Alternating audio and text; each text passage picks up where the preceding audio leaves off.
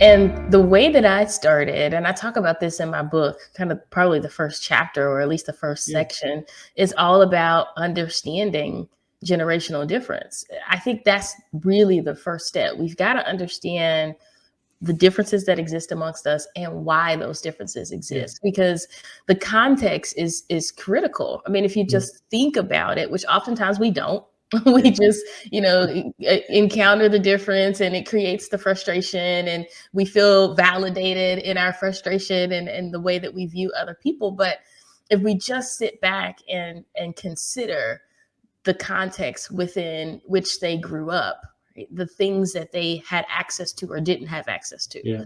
what was norm in their kind of coming of age or even coming into the workforce versus what's norm for us. What value systems did they grow up with and were embedded within their character versus what's now being embedded in ours.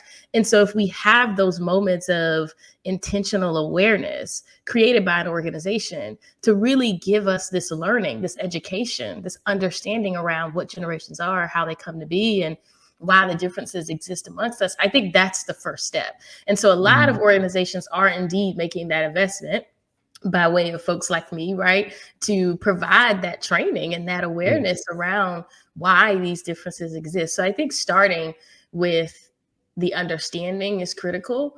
And then I think as a leader, it's important to really make sure that you're leveraging the generational differences that exist in your organization. Yes. So it's Yes. one thing for them to exist, that's diversity, but it's a completely different thing for them to actually be leveraged and utilized and engaged, right, to generate organizational outcomes. That's inclusion.